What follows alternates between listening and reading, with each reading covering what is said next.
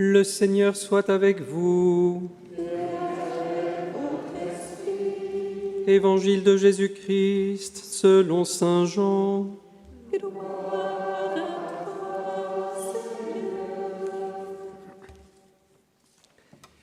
En ce temps-là, les yeux levés au ciel, Jésus priait ainsi.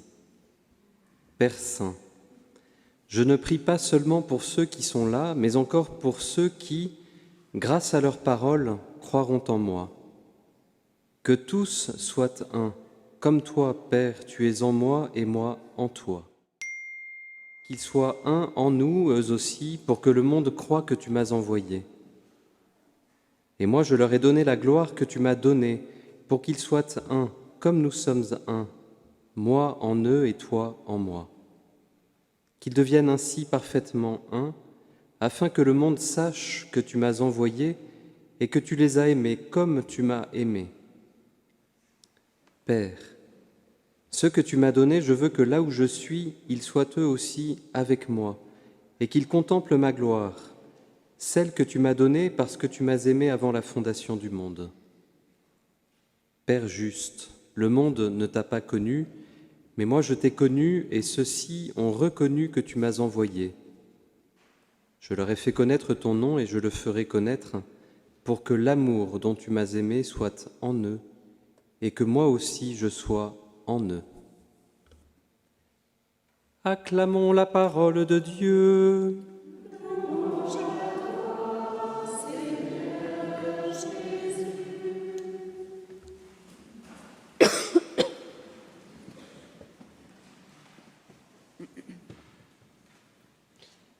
Que tous soient un.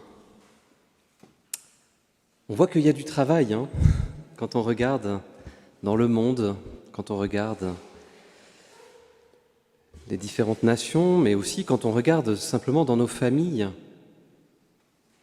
On voit que ce désir d'unité est profond, qu'on en a besoin, mais qu'il n'est pas acquis. Et quelle belle prière de Jésus à son Père pour demander cette unité. Mais regardez que cette unité, elle ne se fait pas simplement sur nos forces à nous. Parce que combien de fois on voudrait, peut-être avec nos enfants, nos petits-enfants, et on se demande comment est-ce qu'on peut faire parfois pour ramener cette unité.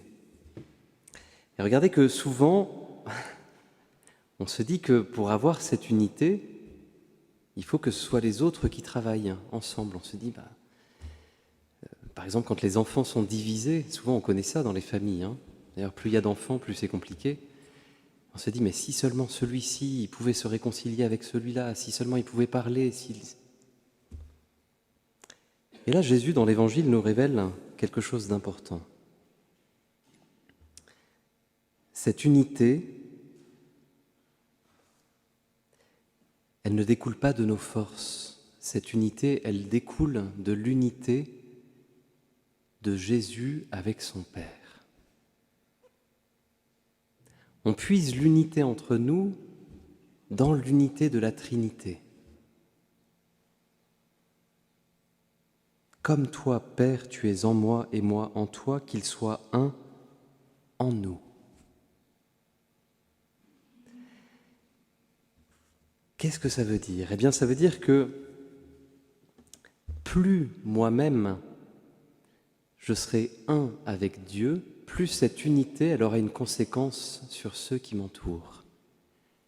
On le sait bien, on ne peut pas changer l'autre.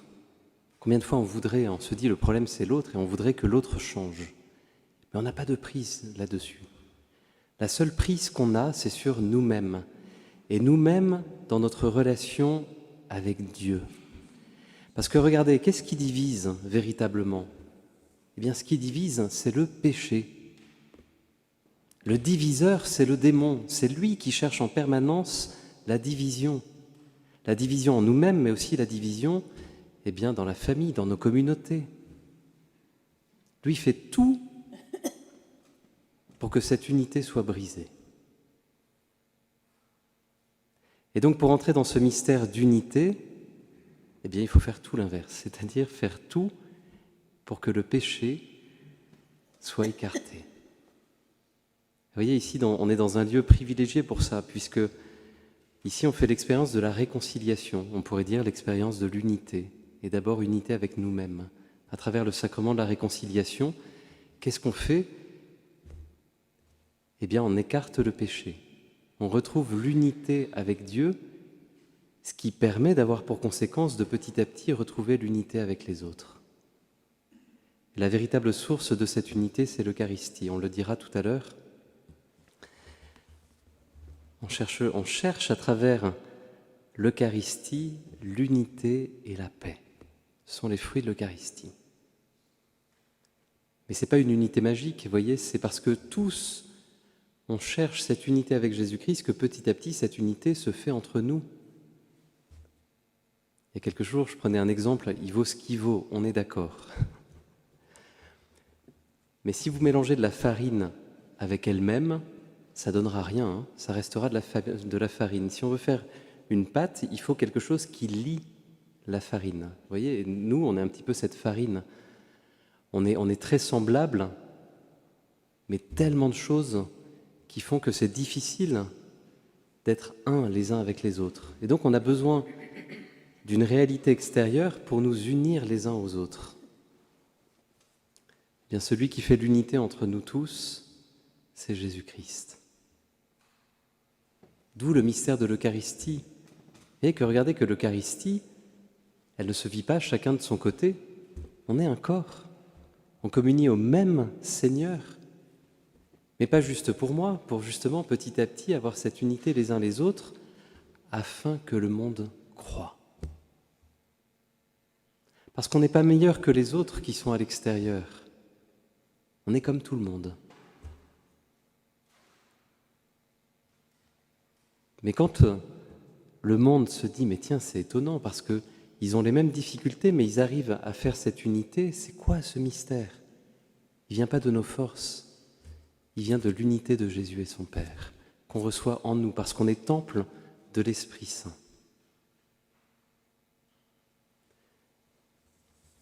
Alors peut-être que ce matin, vous voyez, on peut demander cette grâce d'entrer davantage nous-mêmes dans cette unité avec Jésus-Christ à travers le sacrement de l'Eucharistie et le sacrement de la réconciliation. Le faire pour nous, mais aussi et surtout le faire pour tous ceux qui nous entourent. Parce que plus on reçoit le pardon de Dieu, plus on a cette capacité de le donner à ceux qui nous entourent. Et que cette exigence, ce jugement se transforme en pardon. Et un pardon qui, du coup, fait l'unité. Combien est-ce que le Seigneur nous a pardonné? Il n'y a pas de commune mesure entre ce que nous faisons à Dieu et ce que l'autre me fait à moi-même. Parce que le péché blesse l'amour de Dieu en premier lieu. Et à chaque fois que je reçois cet amour de Dieu, c'est un peu comme Pierre au bord du lac, quand par 3 fois Jésus lui demande « M'aimes-tu » Est-ce que tu crois que ma miséricorde, elle peut tout restaurer? Et bien Pierre, en recevant cet amour, peut le porter au monde. Il devient du coup apôtre de cette paix et de cette unité. Alors vous voyez, c'est pas pour rien si on est ici, dans ce sanctuaire. Souvent on le dit, on a beau faire toute la communication qu'on veut pour essayer de le faire connaître. Ici, il y a un mystère, c'est Marie qui nous appelle. C'est pas pour rien qu'on est ici. Alors demandons vraiment cette grâce ce matin de faire l'expérience de cette miséricorde pour davantage entrer dans cette unité. Regardez, c'est un petit peu ce que fait le pape Léon hier avec ce coup de fil à Poutine. Vous voyez, c'est pas de la morale qu'il est en train de faire le pape, c'est parce que lui-même vit de ce mystère d'amour et d'unité qu'il peut être apôtre de cette unité pour les nations. Demandons cette grâce les uns pour les autres, demandons cette grâce aussi pour tous ceux qui nous entourent. Amen.